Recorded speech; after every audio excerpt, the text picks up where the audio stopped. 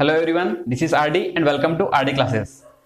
आज हम राज्य व्यवस्था की क्लास में उद्देशिका के बारे में पढ़ेंगे कि हमारे जो संविधान का उद्देश्य क्या है, उसके बारे में यहाँ पे हम आज पढ़ेंगे। इससे पहले हमने संविधान के विशेषता के बारे में पढ़ा, संविधान के स्रोतों के बारे में पढ़ा। यह एक क्रम अनुसार हमने संवैधानिक विकास से शुरू करके आज हम पहुंचे हैं संविधान के उद्देशिका पे। तो संविधान के उद्देशिका का हम यहाँ पे चर्चा करेंगे। सबसे पहले तो ये बात कर लें कि संविधान क्या है। हमारे भारत का जो संविधान है, हमारे संविधान निर्माताओं के द्वारा हमारे देश के शासन को चलाने के लिए, उनके अनुसार नियम बनाने के लिए एक संविधान का निर्माण किया। तो संविधान के ही आगे इसमें बहुत सारी चीजें हैं।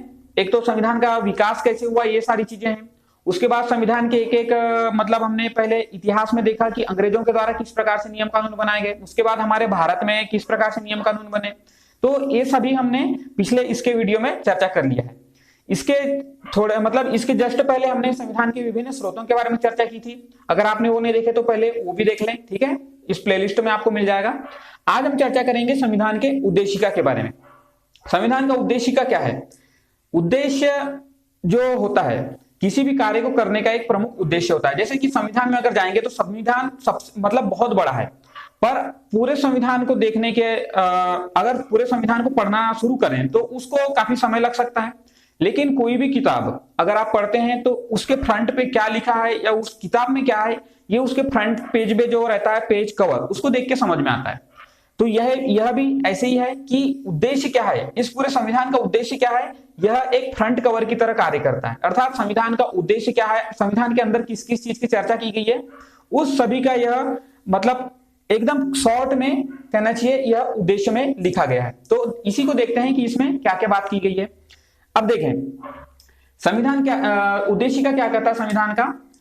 हम भारत के लोग, ठीक है, हम भारत के लोग अर्थात हम पूरे जितने भी भारत के निवासी हैं, नागरिक हैं, ये सभी मतलब इतने लोग। तो संविधान जो है ये भारत के लोगों से ही शक्ति प्राप्त करता है, इसीलिए बोल रहा है कि हम भारत के लोग, ठीक है, भारत को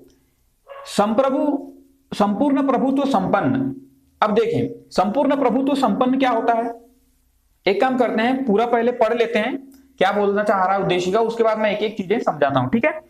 देखते हैं, हम भारत के लोग भारत को एक संपूर्ण प्रभुत्व संपन्न, समाजवादी, पंथनिरपेक्ष, लोकतंत्रात्मक गणराज्य बनाने के लिए तथा उसके समस्त नागरिकों को, अब नागरिकों को क्या करना है, सामाजिक, आर्थिक और राजनीतिक न्याय, ठीक है, विचार, अभिव्यक्ति, विश्वास, धर्म और उपासना की स्वतंत्रता, प्रतिष्ठा और अवसर की समता, ठीक है, प्राप्त कराने के लिए तथा उन सब में व्यक्ति की गरिमा और राष्ट्र की एकता और अखंडता सुनिश्चित करने वाली बंधुता बढ़ाने के लिए दृढ़ संकल्प होकर अपनी इस संविधान सभा में आज दिनांक 26 नवंबर 1949 ईस्वी, जिस दिन हमारा संविधान लागू हुआ, मिति मार्गशीर शुक्ल सप्तमी संवत 2006 विक्रमी को इस एतद द्वारा इस संविधान को अंगीकृत, अधिनियमित और आत्मर्पित करते हैं।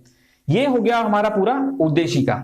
अब मैं आपको समझाता हूं कि उद्देशिका किस किस चीज के बारे में चर्चा करती है। तो आइए देखते हैं। हम भारत के लोग, जैसे कि मैंने बताया, हम भारत के लोग मतलब पूरे भारत के जितने भी नागरिक हैं, निवासी हैं, संविधान क्योंकि उन्हीं से शक्ति प्राप्त करता है, इसीलिए हम भारत के लोग भारत को संपूर्ण प्रभुत्व संपन्न। संपूर्ण प्रभुत्व संपन्न क्या होता है, हमने इससे पहले की कक्षाओं में भी चर्चा किया है कि प्रभुत्व संपन्न राज्य क्या होता है।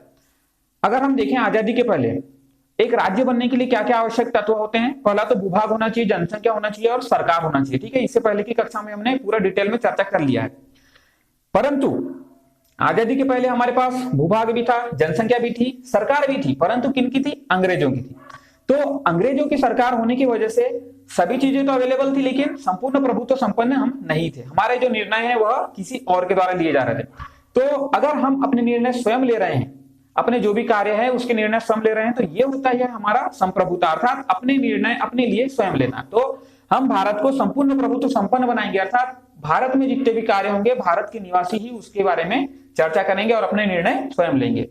समाजवादी बनाएंगे, समाजवादी अर्थात जैसे कि रूस में अगर पुराने समय में देखें तो यूएसएसआर जो था, ठीक है, सोवियत संघ रूस, तो उसमें समाजवादी व्यवस्था थी, अर्थात सरकार जो है समाज के कल्याण के लिए कार्य करता था और सभी में जो संसाधनों का बराबर बराबर हिस्सा या बंटवारा कर दिया जाता था। तो इसमें क्या होता है, इसमें शोषण से मुक्ति हो जाती है। ठीक है, कोई भी एक प्राइवेट वाला आपको आके नहीं बोलेगा कि ये मेरा क्षेत्र है, आपसे यहाँ से चले जाइए। सभी का पर्टिकुलर सभी के लिए बराबर क्षेत्र होगा, ये होता है समाजवाद। ठीक है, पंथ निरपेक्ष। पंथ निरपेक्ष क्या होता है, हमारे भारत के संविधान में ये महत्वपूर्ण जो शब्द है पंथ निरपेक्ष, अर्थात हमारा भारत आपको पता है विभिन्न धर्म संस्कृतियों वाला देश है। पंथ निरपेक्ष अगर हम नहीं होंगे, किसी एक धर्म को प्रश्रय देंगे तो दूसरे धर्म के खिलाफ उससे ज्यादती हो सकती है। इसीलिए पंथ निरपेक्ष यहाँ पे शब्द जोड़ दिया गया है कि आप किसी भी पर्टिकुलर धर्म को ज्यादा तवज्जो नहीं देंगे। ठीक है, सभी को बराबर बराबर आपको हिस्सा देना है या सभी को बराबर बराबर ध्यान देना है, इसीलिए यह है पंथ निरपेक्ष। ठीक है, फिर आता है लोकतंत्रात्मक गणराज्य। लोकतंत्र क्या होता है, लोकतंत्र अर्थात दो शब्दों से मिला है, पहला तो लोक अर्थात जनता और तंत्र मतलब पूरी जो सिस्टम होती है, तो लोगों के सिस्टम को ही यहाँ पे लोकतंत्र कहा गया। गणराज्य जैसे कि जनता के द्वारा निर्वाचित हमारे प्रतिनिधि जैसे कि जाते हैं, ठीक है, वही हमारे लिए निर्णय लेते हैं, वही हमारे लिए कानून बनाते हैं। तो इस प्रकार से जनता के द्वारा जनता के लिए जनता का शासन, ये होता है आपका लोकतंत्रात्मक गणराज्य के अंतर्गत। ठीक है, नेक्स्ट आता है अब बनाने के लिए उसके समस्त नागरिकों को। अब नागरिकों को क्या क्या अधिकार दे रहे हैं देखते हैं। सामाजिक, आर्थिक और राजनीतिक न्याय। देखिए 3 प्रकार के न्याय की बात की गई है। ठीक है, पूरे संविधान का ही प्रारूप है, पूरे संविधान में क्या क्या चीज की चर्चा की गई है शॉर्ट में लिखा है यहाँ पे देखिएगा। सामाजिक, आर्थिक और राजनीतिक न्याय है, 3 प्रकार की न्याय है। सामाजिक न्याय, सामाजिक स्तर पर कभी जाति पाति के आधार पर भेदभाव होता है तो उसको हटाने के लिए सामाजिक न्याय की बात की गई है कि समाज के आधार पर अन्याय नहीं होना चाहिए। आर्थिक अर्थात सभी को बराबर बराबर जो आर्थिक लाभ है वो बराबर मिले चाहिए। सरकार कभी भी भेदभाव नहीं करती है कि आपको मान लीजिए आप मनरेगा होता है, ठीक है, MG नरेगा, उसमें अगर कार्य करने जा रहे हैं तो आपको 100 रुपए देंगे, किसी को 500 रुपए देंगे, ऐसा नहीं होता है। समान कार्य के लिए समान वेतन, तो ये आर्थिक न्याय है। राजनीतिक न्याय, कहीं पे भी आप जाएं पूरे भारत देश में, अगर आप चुनाव लड़ते हैं या कुछ करते हैं तो राजनीतिक रूप से आप सब बराबर हैं। ठीक है, कहीं कहीं पे रिजर्वेशन का प्रावधान कर दिया गया है, लेकिन फिर भी राजनीतिक न्याय की बात करता है ये हमारा संविधान। अब देखें विचार, अभिव्यक्ति, विश्वास, धर्म और उपासना की स्वतंत्रता। अभी हमने न्याय की बात की, इसके बाद आता है स्वतंत्रता। स्वतंत्रता किस किस चीज की, विचार की स्वतंत्रता, आप क्या सोचना चाहते हैं, क्या सोच रहे हैं, ये आपका अपना मैटर है। ठीक है, आप विचार कुछ भी सोच सकते हैं। अभिव्यक्ति, आप अभिव्यक्ति किस तरीके से कर रहे हैं, कोई धर्म अपने, मान लीजिए सिख धर्म के व्यक्ति हैं, अपने पगड़ी बांध के अपने धर्म को मतलब अभिव्यक्ति कर रहे हैं। मुस्लिम समुदाय के व्यक्ति हैं, वो लोग अपने इसको मतलब वो टोप लगा के वो मतलब ये कर रहे हैं, अभिव्यक्ति कर रहे हैं। ठीक है, तो विभिन्न धर्म पंथ अपने अभिव्यक्ति की स्वतंत्रता है कि आप किसी भी प्रकार से अपने आप को अभिव्यक्त कर सकते हैं। विश्वास, विश्वास की स्वतंत्रता है, ठीक है, किसी पे विश्वास करना ना करना। धर्म की स्वतंत्रता है, अपने धर्म को अपने अनुसार मान सकते हैं। उपासना, अब धर्म है तो उपासना भी होगा, आप अपने भगवान की अपने तरीके से उसके लिए पूजा अर्चना कर सकते हैं। तो ये विभिन्न प्रकार की स्वतंत्रता है। ठीक है, नेक्स्ट आता है प्रतिष्ठा और अवसर की समता। अब देखिए समता कहाँ आ गया है, मतलब समानता की बात की गई है। समानता किसमें, प्रतिष्ठा में। प्रतिष्ठा अर्थात अगर आप प्रयत्न करते हैं, आप किसी पोस्ट पे पहुंचते हैं तो आपको समान माना जाएगा। ठीक है, ये होता है प्रतिष्ठा।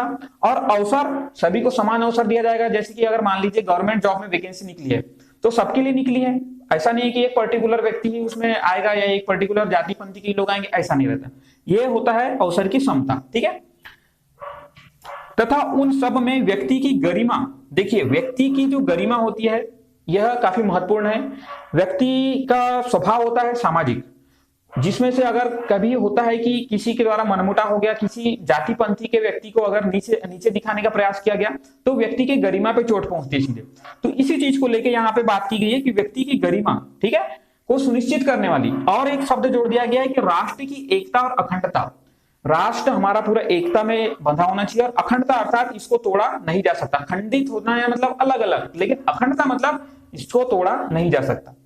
तो यहाँ पर सुनिश्चित करने वाली, बंधुता बढ़ाने के लिए, बंधुता अर्थात भाईचारा, ठीक है, इसको बढ़ाने के लिए दृढ़ संकल्प होकर अपनी इस संविधान सभा में कौन से दिन, 26 नवंबर 1949 के दिन, 26 नवंबर 1949 का तारीख, ये वही तारीख है जिसमें हमारा संविधान लागू हुआ। और हिंदी में भी दिया है कि मिति मार्गशीर्ष शुक्ल सप्तमी संवत 2006 विक्रमी। ठीक है, विक्रम संवत के अनुसार यह आपका आएगा मार्गशीर्ष शुक्ल सप्तमी संवत 2006 विक्रमी। ठीक है, 2006 विक्रमी, ये मान लीजिए ये 1949 ईस्वी है, यह तो ग्रेगोरियन कैलेंडर के अनुसार हो गया। ठीक है, ईसा मसीह वाले जो समय है उसके अनुसार, परंतु विक्रम संवत में अगर देखें तो 2006 विक्रमी या 2006 ईस्वी इसको बोल सकते हैं अगर ऐसे साधारण शब्दों में लें तो। इस प्रकार से 2006 विक्रमी को एतद द्वारा इस संविधान को अंगीकृत, ठीक है, अधिनियमित और आत्मर्पित करते हैं, अर्थात इसको हम एक्सेप्ट करते हैं पूरी तरह से। कैसे अंगीकृत करते हैं? अधिनियमित और आत्मर्पित करते हैं।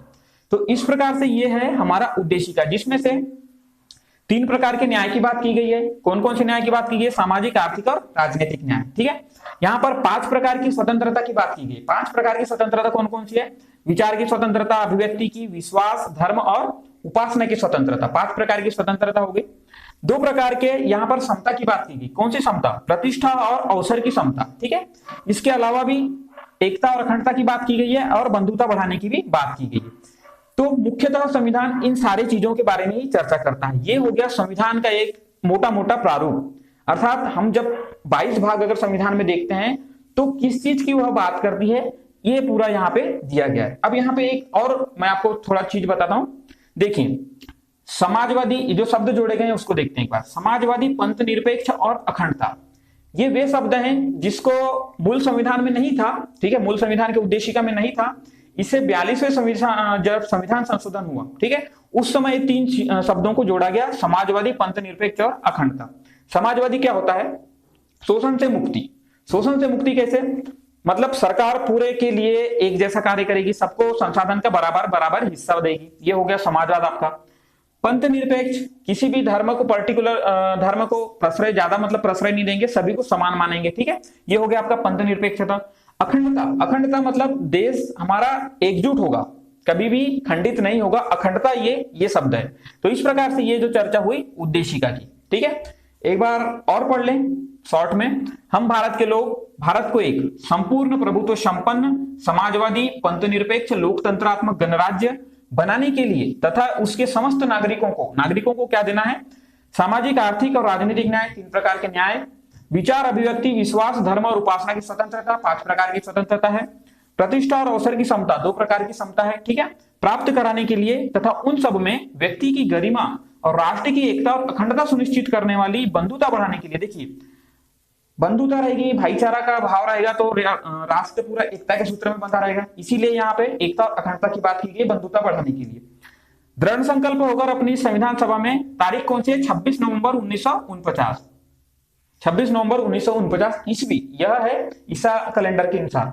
और हमारे जो विक्रम कैलेंडर है, विक्रम संवत, उसके अनुसार मिति मार्गशीर्ष शुक्ल सप्तमी संवत 2006 विक्रमी। ठीक है, कोई एतद द्वारा इस संविधान को अंगीकृत, अधिनियमित और आत्मर्पित करते हैं।